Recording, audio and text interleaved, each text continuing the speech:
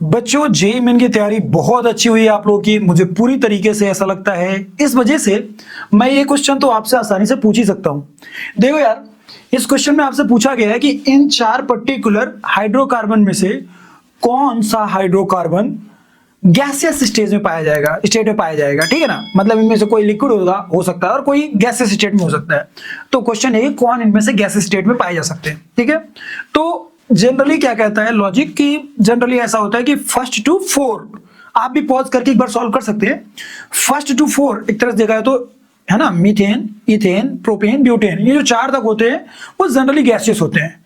उसके बाद क्योंकि वंडर वाल फोर्स बढ़ जाता है तो ऑब्वियस सी बात है फिर लिक्विड हो जाते हैं। एंटिल 17 नंबर तक जो हमारे एल्केन्स होते हैं वो ऑलमोस्ट लिक्विड होते हैं। फिर उसके बाद हमारे सॉलिड हो जाते हैं 18 नंबर से, है ना।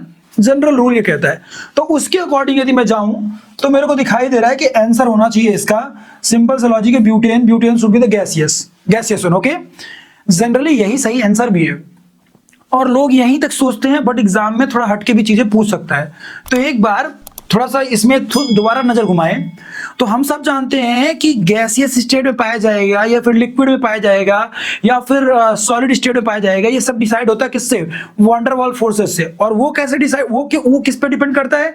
वो सरफेस एरिया पे डिपेंड करता है। जितना सरफेस एरिया बड़ा होगा उतना ज्यादा वंडर वाल फोर्सेस और उतना स्ट्रॉन्ग मॉलिक्यूल्स के बीच का बॉन्ड, ये समझ लीजिए, और उतना ही वो लिक्विड या फिर सॉलिड के फॉर्म में मिलेगा। वीकर होंगे फोर्सेस उनके बीच में तो गैसेस फॉर्म में मिलेगा, है ना। तो उस लॉजिक के हिसाब से देखा जाए तो जो नियोपेंटेन है, भले उसमें 5 कार्बन है, no doubt there are 5 carbon, लेकिन जब आप उनको अरेंज करते हो तो वो कुछ ऐसा दिखाई देगा, लाइक दिस। ध्यान से देखो तो जो ये पूरा का पूरा जो एरिया है ना, एरिया वो सिकुड़ गया है, या फिर ऐसे बोल दो कि एरिया रिड्यूस हो गया है। तो एरिया रिड्यूस होने की वजह से वंडर वाल फोर्सेस रिड्यूस हो जाएंगे, और यदि वंडर वाल फोर्सेस रिड्यूस हो गए तो ऑब्वियस सी बात है कि भले ऐसा लग रहा था कि वो लिक्विड होना चाहिए उसे, लेकिन वो लिक्विड नहीं होता, वो गैस स्टेट में पाया जाता है। और इस तरह के क्वेश्चंस बनाए जा सकते हैं। सो एक्चुअल में इसके आंसर में ब्यूटेन भी होना चाहिए और नियोपेंटेन भी होना चाहिए। इस तरह के क्वेश्चंस बनाए जा सकते हैं। Be ready for such kind of questions. तो कहने के लिए तो देखो ना, हम यदि उस लॉजिक के हिसाब से चले 1 to 4, है ना, 4 to 17, sorry 5 to 17 and then from 18 onwards, तो उस लॉजिक के हिसाब से बस एक आंसर होना चाहिए था। लेकिन यदि आपने थोड़ा बहुत भी पढ़ा होगा और एरिया का कॉन्सेप्ट आपको पता होगा, तो क्योंकि नियोपेंटेन के केस में एरिया सडनली डिक्रीज हो जा रहा है तो वंडर वाल फोर्सेस डिक्रीज कर जा रहे हैं, ओके। आई होप कि आप ये क्वेश्चन समझ में पाए होंगे।